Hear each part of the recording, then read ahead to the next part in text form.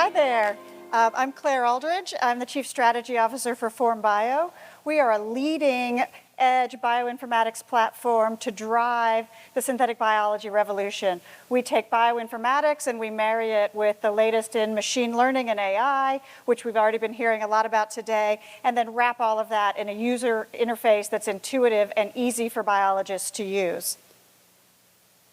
We heard earlier this morning about, from our friends at BitBio and Ginkgo, that one, the manufacturing part of the synthetic biology space is a place where we've got an opportunity to advance things, and also that we shouldn't be so afraid of the genetic complexity of mammalian systems, and that's really what FormBio is based on.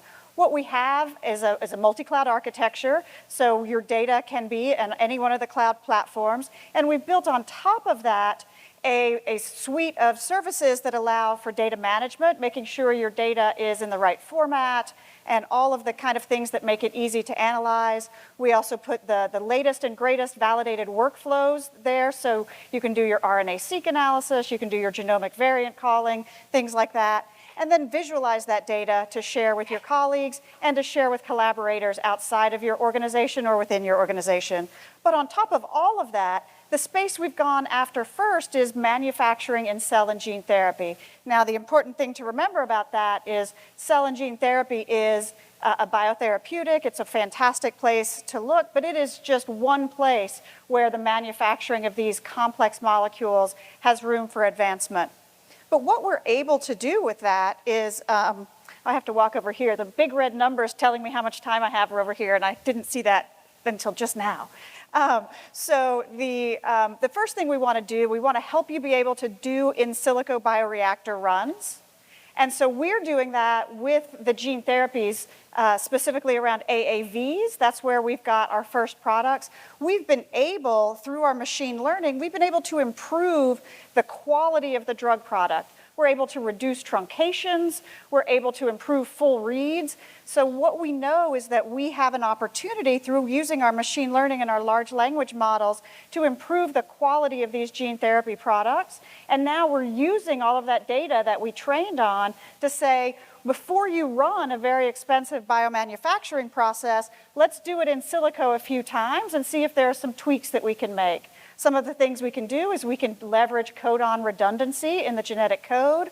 We can also swap out promoters to make sure that we're using a promoter that will have the same effect, have the same tissue specificity, the same strength, but maybe not be so prone to truncations. So that we can do that for our customers in the AAV space. We're looking to move into other spaces. We know lentivirus is going to be a great space, but we would love to work with our collaborators here at SynBioBeta and start to think about fermentation simulators. How can we start to help you do experiments in the computer before you do them in the lab, saving time and money? The next thing we're able to do, and that's simulate, the next thing we're able to do is to really optimize. So how can we take that and again, use our machine learning to figure out where are the problems, how do we make a better product? This is something the regulatory agency is starting to ask for.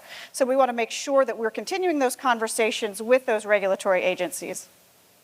So I think what we would love out of being here at SynBioBeta, it's my first SynBioBeta, is how can we learn what other problems are there that are conducive to the solution that machine learning and AI can do, that are conducive to having bioinformatics workflows and not needing a bioinformatics department. We're trying to simplify all of that so we can accelerate scientific discovery. Thank you.